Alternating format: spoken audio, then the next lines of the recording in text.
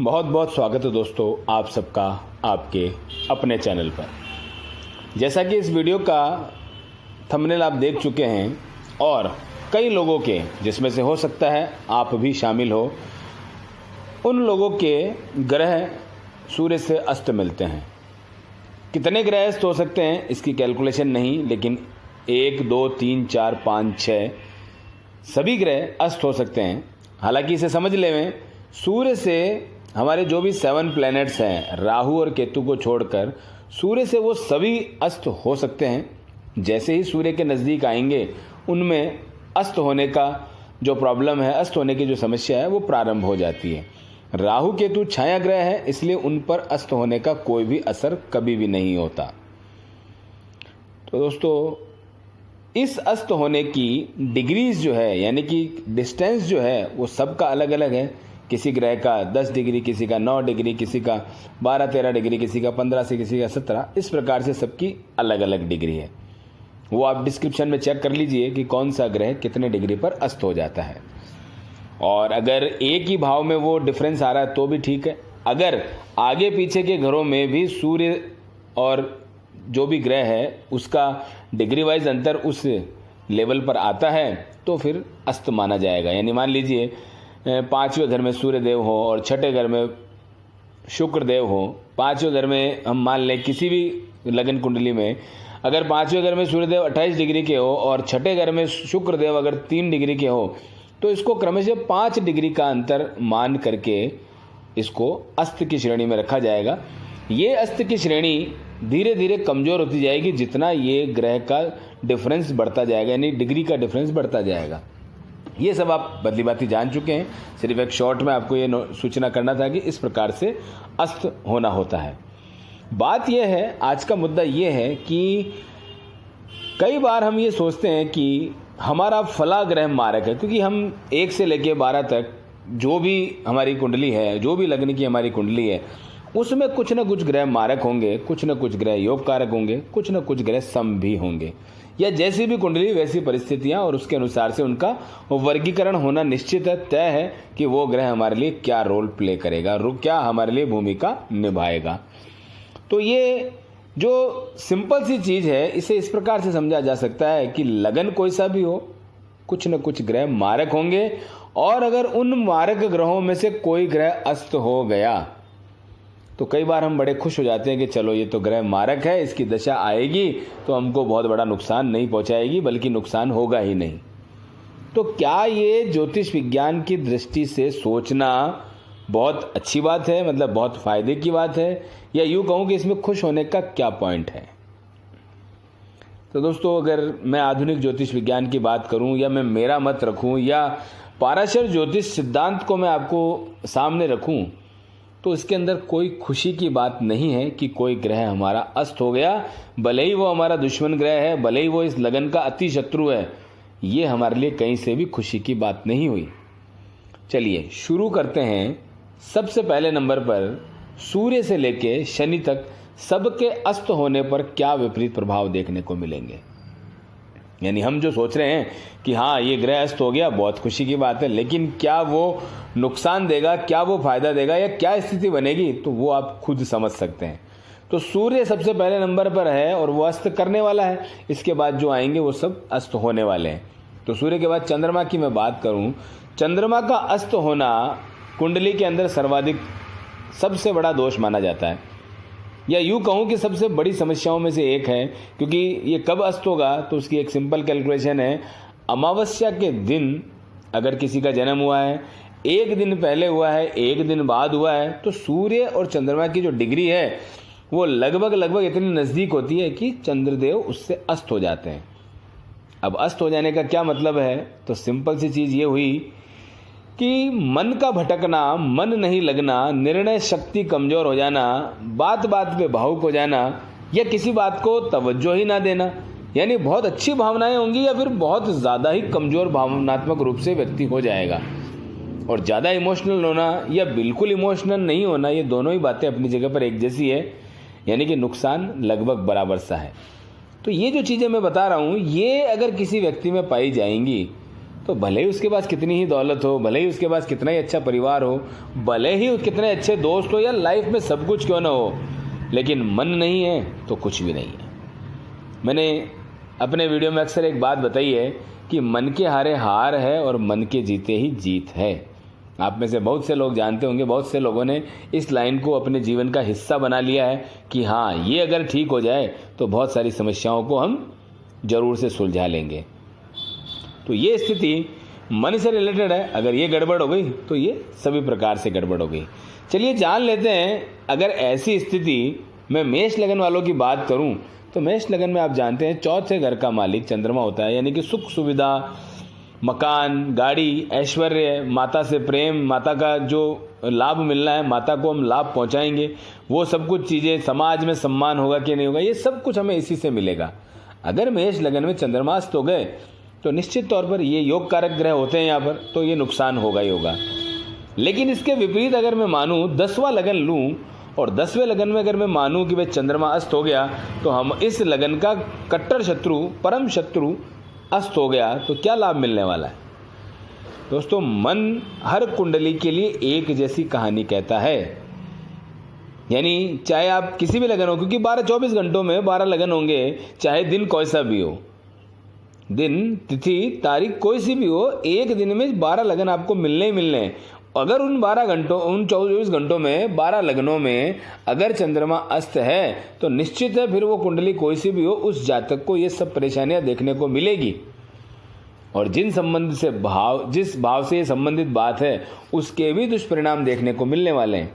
जैसा कि मैंने बताया 10वां लगन में अगर चंद्रमा अस्त हो गए तो ये उसके स्पाउस का घर है, यानी कि लड़का है तो लड़की का और लड़की है तो लड़के का, यानी कि पति या पत्नी का ये घर बनेगा। अगर वो अस्त हो गया तो वैवाहिक जीवन के सुखद होने की कामना करना असंभव सा प्रतीत हो जाता है।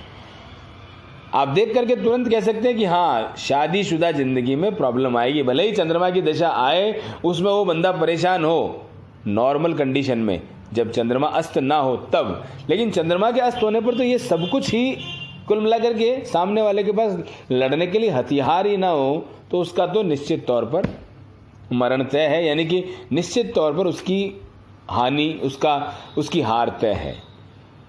तो आप समझ गए होंगे इस पहले उदाहरण से ही कि लगन कोई सा भी हो, हमारा ग्रह कितना भी मारक हो, हमें कितना भी नुकसान पहुंचाता हो, लेकिन उसका हर हाल में वजूद जरूरी है, क्योंकि उसके साथ जो तत्व जुड़े हुए हैं अगर वो हमें नहीं मिले तो हम कल्पना नहीं कर सकते कि हमारा जीवन कैसा होगा, हम उससे चीज़ का क्या लाभ बिठाएंगे। ऐसे ही आप बात करो मंगल की, चंद्रमा का उम्मीद करता हूँ आप समझ गए होंगे। मंगल की जब बात करते हैं, अगर पहले लगन की बात करूँ तो मंगल वहाँ सबसे बड़े योग कारक है क्योंकि स्वयं मालिक है। लेकिन यही बात अगर मैं शुक्र लगन की यानी कि दूसरे लगन की करूँ तो मंगल उसमें सप्तमेश बनते हैं और सप्तमेश बनकर के ये मारक ग्रह में आ जाते हैं। लेकिन आप देखेंगे अगर वृषभ लगन में मंगल अगर अस्त हो जाए सूर्य से तो कैसा रहेगा वैवाहिक जीवन। ये वैवाहिक जीवन की बात आप समझ सकते हैं। इसी के साथ में इसको आप 12th हाउस से भी जोड़ सकते हैं। 12th हाउस में जो पहला नंबर राशि है वो वहाँ पर भी मंगल की है, तो 12वां घर और क्रमशः 7वां घर ये मंगल को मिले हैं। अब इनसे संबंधित जो भी फायदे नुकसान है उसका तो कैलकुलेशन अपनी जगह है ही, लेकिन मंगल का यहाँ अस्त हो जाना यानी कि शादीशुदा जिंदगी में तकलीफ, इसके अलावा साहस की कहीं ना कहीं कमी और ब्लड से रिलेटेड जो भी प्रॉब्लम्स है उसमें जल्दी से सुधार ना होना।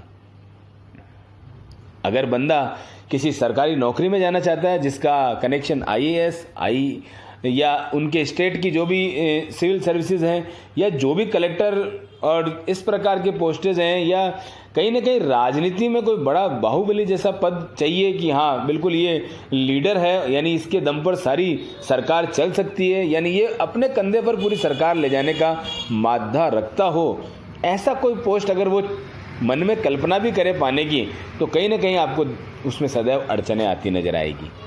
दशा अंतरदशा में तो आप देखेंगे ही नुकसान रहेगा, लेकिन ये उसके जीवन का एक जो आप समझ रहे हैं कि मतलब उसका जो व्यक्तित्व है उसके अंदर जुड़ जाने वाली चीज़ होगी। हो सकता है डरपोक किस्म का इंसान बन जाए, हो सकता है जहाँ जहाँ अपना हुनर दिखाना हो, जहाँ अपना मतलब जहाँ अपनी युद्ध कला दिखानी हो या यूँ अपना पराक्रम दिखाना हो, वो सब कुछ इसको शायद समय रहते करने का मौका नहीं मिलेगा, और जब मौका मिलेगा तो हो सकता है कि काफ़ी देर हो जाए उसके अंदर, या यूँ कहें कि मतलब समय पर अपना प्रदर्शन ना कर पाना, एक तरह से हर प्रकार का वो नुकसान होता है।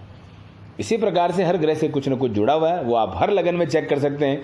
आगे बुध की बात करूंगा तो बुध के पास बुद्धि है, ज्ञान है, चतुराई है, बार्गेनिंग करने का सबसे बड़ा गुण है, चीज़ों को मैनेज करना एक गुण है, मैनेजमेंट का गुण है। यानी व्यापारी और आम जीवन में अपने पर्स से जब नोट निकलने लगते हैं तो उन नोटों का मैनेजमेंट, कैसे खर्च करना है, क्या करना है, क्या नहीं करना है, कौन सी चतुराई दिखानी है, वो सब बुध के पास है।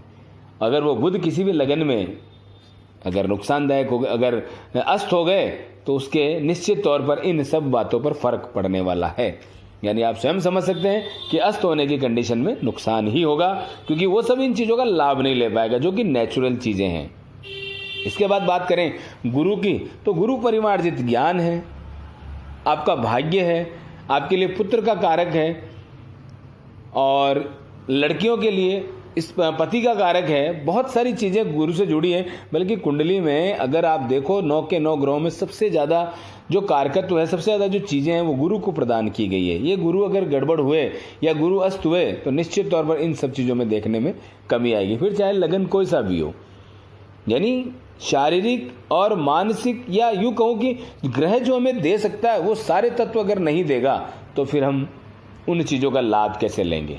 दशा अंतर दशा में मारक है या वो कुछ है, उन सब का प्रॉब्लम अपनी जगह पर है, क्योंकि सुख है तो दुख है, दुख है तो फिर आगे सुख है, ये तो कड़ी चलती रहेगी। लेकिन अगर जीवन भर के लिए एक चीज़ का अभाव जीवन में हो जाए तो फिर अच्छी दशा में भी उसका कोई लाभ नहीं और बुरी दशा में भी उसका कोई मायना नहीं। इसी के साथ बात करेंगे शुक्र की, तो एक पुरुष के लिए शुक्र क्या है? लग्जरी, उसका वीर्य, उसका तेज, उसमें पुरुषत्व का कितना मतलब एक लेवल है, या यूँ कहूँ कि मतलब वो कितना रोमांटिक हो सकता है या कितना अपने जीवन में एक सामान्य व्यक्ति हो सकता है, ये सब कुछ ज़्यादा से ज़्यादा शुक्र पर निर्भर करेगा। पूरी तरह से भौतिक सुख को प्राप्त करना, उसका भोग करना, अपने जीवन में सबसे ज़्यादा रसपान करना, यानी कि मतलब जीवन में जितना भी चाहे वो स्वाद हो, चाहे वो भोग हो, चाहे वो स्त्री का या पुरुष के प्रति दोनों का आकर्षण हो, उसका जो भरपूर एंजॉयमेंट है वो सब शुक्र की वजह से है। वो अगर किसी के कमज़ोर या अस्त हो जाते हैं तो निश्चित है इन सब में कमी देखी जा सकती है, या फिर उसका भरपूर लाभ ना मिले। कई बार तो संतान तक नहीं होने जैसी समस्याएं नज़र आती है, क्योंकि शुक्र को जिन चीज़ों का कारक माना गया है उन सब के अंदर इन्हीं चीज़ों की प्रधानता है, और वो चीज़ें अगर नहीं होगी, समय पर नहीं रिलीज़ होगी बॉडी से, तो कैसे उस चीज़ का लाभ लेंगे। इसलिए ये सब चीज़ें लाइफ में पूरी एनर्जी के साथ, पूरी अच्छी डिग्री के साथ हो, उसका सबसे बड़ा लाभ है। लेकिन वो अपने हाथ में नहीं है, क्योंकि हमारा जन्म कब हुआ या आगे जिनका जन्म होने वाला उनका कब होगा, उस दिन ग्रह जिस स्थिति में होंगे वही लाभ और वही घाटा हमको मिलने वाला है। आगे बात करें शनि की, तो शनि अगर किसी के इस प्रकार की स्थिति में हो तो जीवन में उदासीनता, काम में देरी, आज का काम कल, कल का काम परसों, परसों का काम तरसों करने की आदत बंदे में हमेशा के लिए ही घुस जाएगी, जिससे कि फिर बाद में आलसी का टैग दे दिया जाएगा कि ये तो आलसी है, इसे आज बात कहोगे वो 4 दिन बाद पूरी होगी, इसलिए 4 दिन बाद वाला काम इसको आज ही बोलो, तब जाके आपका काम पूरा होगा। बिना मतलब का उदासीन व्यक्ति, कोई न्याय करने की अगर पदवी का मिल जाए, या यूँ कहो कि अगर इससे कुछ सजेशन मांग लिया जाए या इससे पूछ लिया जाए कि भैया इस बारे में क्या न्याय होना चाहिए, तो इसे कोई मतलब नहीं, न्याय कर नहीं पाएगा, अपने आप के साथ न्याय नहीं कर पाएगा, दूसरा तो न्याय बहुत दूर की बात हो गई। तो दोस्तों ये इस तरह की जो चीज़ें हैं अगर ये जीवन में नहीं रही तो फिर क्या कर लेंगे। अभी मैंने आपको चौथे लगन का उदाहरण दिया था, या यूँ कहूँ कि मतलब 10वें लगन का उदाहरण दिया था, जहाँ चंद्रमा जो है सप्तमेश थे। अगर आप चौथे लगन की बात करें, वहाँ सप्तमेश चंद्रमा या शनिदेव बनते हैं, तो लाइफ पूरी तरह से डिस्टर्ब, अगर सप्तम भाव यहाँ पर गड़बड़ हो गया तो दोस्तों ये सारी चीज़ें इस प्रकार से है कि हमारे जीवन में जरूरी है, भले ही खराब हो लेकिन चाहिए। क्यों? क्योंकि इसके साथ जो प्राकृतिक तत्व हैं उनकी सबसे ज़्यादा इम्पोर्टेंस है। अगर वो नहीं मिले तो दशा या अंतरदशा उनका कोई महत्व नहीं रह जाता है। तो ये सारी चीज़ें इस प्रकार से हमको हर हाल में अति आवश्यक है। अब रही बात इस वीडियो को देखने के कि हाँ हमारे अस्त है, उसके अस्त है, लेकिन करें क्या इसको, हम करें क्या? अगर ऐसी बात है तो उसको ठीक करने के लिए क्या करें? तो दोस्तों आप जानते हैं मारक ग्रह की बात कर रहे हैं। अगर मारक ग्रह अस्त हो गया है तो निश्चित है उसका रत्न तो कभी धारण करना नहीं है। क्यों? क्योंकि हम बात ही आज इस वीडियो में यही कर रहे हैं। अगर योग कारक ग्रह की बात कर रहे होते तो वहाँ लिख ही दिया जाता है आपको कि आपको उसका रत्न पहनना ही पहनना है, अनिवार्य रूप से पहनना है। लेकिन मारक ग्रह वो भी अस्त हो गया है तो सिर्फ बीज मंत्र, उसका रुद्राक्ष, ये दोनों एक आसान उपाय बनते हैं जिससे कि आप ये कर सकते हैं। इनके बारे में कोई पूजा पाठ है तो निश्चित कर सकते हैं। जैसे चंद्रमा के बारे में शिव चालीसा पाठ किया जा सकता है, ओम नमः शिवाय मंत्र किया जा सकता है, रुद्राभिषेक किया जा सकता है, महामृत्युंजय मंत्र किया जा सकता है। शिव जी के जो भी आपको समझ आते हैं कि ये करना चाहिए, बिल्कुल वो कर सकते हैं। मंगल से संबंधित करने हो तो हनुमान जी को प्रसन्न कीजिए, बुध से संबंधित चाहिए तो गणेश जी को प्रसन्न कीजिए। ये सारी चीज़ें करने से हमें इन ग्रहों का प्राकृतिक तत्व मिलने लगता है और ये प्राकृतिक तत्व हमारे लिए उतना ही जरूरी है। जैसे अगर किसी रेसिपी की आप बात करो, उसमें जो इंग्रेडिएंट्स चाहिए, मतलब चाहिए, अगर किसी को काली मिर्ची से तकलीफ है तो कोई बात नहीं, थोड़ी सी कम डाली जाएगी, लेकिन डालना जरूरी है क्योंकि हो सकता है उस रेसिपी का स्वाद ही ना आए। अगर किसी को तेल से एलर्जी और सब्जी बनानी है तो नहीं, थोड़ा डालना पड़ेगा, लेकिन डालना तो पड़ेगा, वरना सब्जी कैसे बनेगी, भले कितनी ही एलर्जी क्यों ना हो। इसलिए जब जिस चीज़ की हमें शरीर में ज़रूरत है वो चाहिए, और वो मारक ग्रह का अस्त होना इसी प्रकार से हमको नुकसान दे देता है कि ये हमारे लिए अस्त हो गया, अब क्या करें।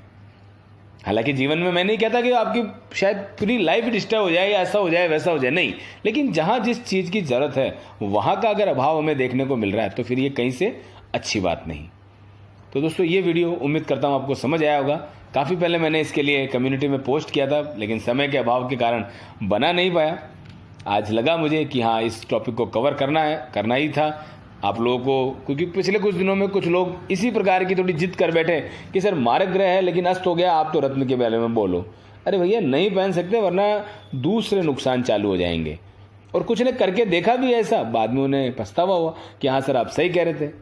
तो दोस्तों मेरा कहना नहीं कहना इंपॉर्टेंट नहीं है, ये शास्त्र कहता है कि हमें तत्व की जरूरत है। उस ग्रह के अगर हम छोटे मोटे उपाय भी कर लेंगे तो तत्व की कमी शरीर में पूरी होने लगेगी। रत्न एकमात्र विकल्प नहीं है, इसलिए रत्न के पीछे भागना गलत होगा अगर ग्रह मारक है तो। योग कारक ग्रह होने पर ही रत्न धारण करना है, यह सबसे बड़ी इंपॉर्टेंट चीज़ है। उम्मीद करता हूँ आज का वीडियो समझ आया होगा। समझ आया तो ज़रूर से लाइक करें, लाइक किया है तो कमेंट करने का प्रयास करें कि क्या इसके अंदर और ऐड किया जा सकता है, क्या मैं भूल गया हूँ उसे बताने का आप अपनी तरफ से प्रयास करें। और बाकी जो आपको अच्छा लगता है इस वीडियो के प्रति अपना प्रतिक्रिया अवश्य दें। मिलते हैं नेक्स्ट वीडियो में। Okay, bye bye. बहुत बहुत स्वागत।